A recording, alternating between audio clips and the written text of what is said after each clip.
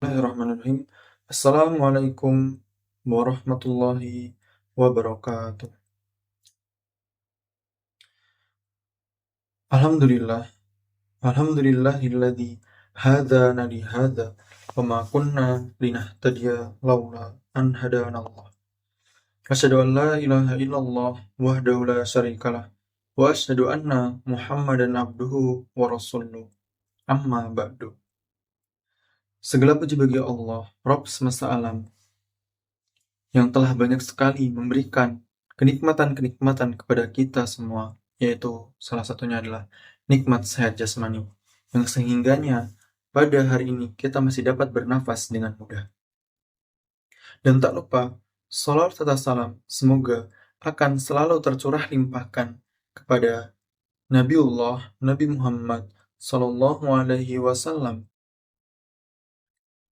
yang telah membimbing kita dan membawa kita dari zaman kegelapan menuju zaman yang terang benderang, yaitu agama Islam. Di sini saya akan mempresentasikan hasil analisis saya yang berjudul Analisis Pernyataan Haidar Nasir tentang Krisis Moral Bangsa dalam Perspektif Strategi Pemikiran Tajdid Muhammadiyah.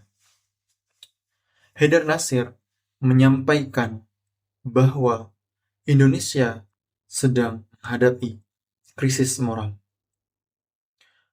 Perkembangan teknologi memang memberikan banyak manfaat, tetapi juga dampak negatif apabila tidak digunakan dengan bijak. Saat ini masih banyak ditemukan praktik judi online, penyebaran hoax, korupsi, dan berbagai tindakan yang menunjukkan menurunnya nilai kejujuran serta tanggung jawab di masyarakat. Misalnya, masih banyak orang yang mudah percaya dengan berita palsu di media sosial tanpa mengecek kebenarannya terlebih dahulu. Permasalahan yang dibahas, menurut Haidar Nasir, berbagai persoalan tersebut tidak hanya disebabkan oleh kemajuan teknologi, tetapi juga karena mulai berkurangnya nilai-nilai agama dalam kehidupan. Contohnya, dapat kita lihat ketika masih ada siswa yang menyontek saat ujian, pedagang yang tidak jujur dalam berdagang, atau masyarakat yang menyebarkan informasi tanpa memikirkan dampaknya bagi orang lain.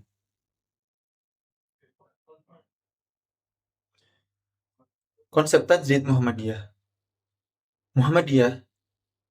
menawarkan konsep tajdid sebagai solusi. Tajdid mengajarkan agar umat Islam tetap berpegang pada Al-Quran dan Sunnah, tetapi juga mampu mengikuti perkembangan zaman. Contohnya, dakwah yang dahulu hanya dapat dikerjakan di masjid, sekarang dakwah juga dapat dilakukan di YouTube, Instagram, TikTok, dan media sosial lainnya. Sehingga pesan Islam dapat dengan mudah diterima oleh generasi muda. Dalam pandangan penulis, konsep purifikasi dan dinamisasi tidak saling bertentangan. Keduanya justru saling melengkapi. Nilai-nilai Islam tetap dipertahankan, sedangkan cara penyampaiannya mengikuti perkembangan zaman. Contohnya, seorang guru tetap mengajarkan akhlak berdasarkan ajaran Islam, tetapi menggunakan media pembelajaran digital agar lebih menarik dan lebih mudah dipahami oleh siswa. Solusi menurut Muhammadiyah, krisis moral dapat diatasi dengan memperkuat pendidikan karakter, meningkatkan literasi digital, serta memperluas dakwah melalui media sosial. Selain itu, keluarga, sekolah, masyarakat, dan pemerintah harus bekerja sama dalam membentuk karakter yang baik. Sebagai contoh, orang tua dapat mengawasi penggunaan gawai anak. Sekolah memberikan pendidikan karakter dan masyarakat membiasakan budaya jujur serta saling menghormati. Kesimpulannya, berdasarkan hasil analisis, dapat disimpulkan bahwa krisis moral yang disampaikan Haidar Nasir merupakan persoalan yang nyata dan masih terjadi di tengah masyarakat.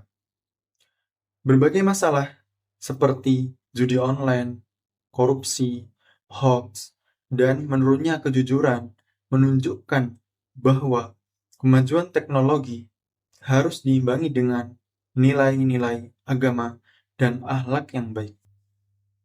Melalui konsep tajdid, Muhammadiyah mengajak masyarakat untuk tetap berpegang pada Al-Quran dan Sunnah, sekaligus mampu memanfaatkan perkembangan zaman secara bijaksana.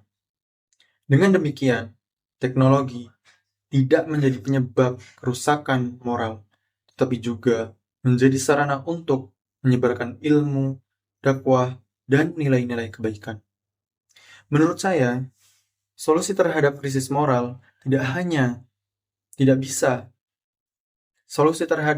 moral tidak bisa hanya dibebankan kepada pemerintah atau tokoh agama. Menurut saya, solusi terhadap krisis moral tidak bisa hanya disebabkan kepada pemerintah. Menurut saya, solusi terhadap krisis moral tidak bisa hanya dibebankan kepada pemerintah atau tokoh agama. Semua pihak, mulai dari keluarga, pemerintah, atau tokoh agama, serta masyarakat, hingga setiap individu, memiliki tanggung jawab untuk membangun karakter yang jujur, bertanggung jawab, dan peduli terhadap sesama jika nilai-nilai tersebut diterapkan dalam kehidupan sehari-hari. Maka, cita-cita tersebut diterapkan dalam mewujudkan masyarakat yang berakhlak mulia dan berkemajuan akan lebih mudah tercapai. Mungkin hanya ini yang dapat saya sampaikan. Kurang lebihnya, mohon maaf. Billahi taufiq wal hidayah. Wassalamualaikum warahmatullahi wabarakatuh.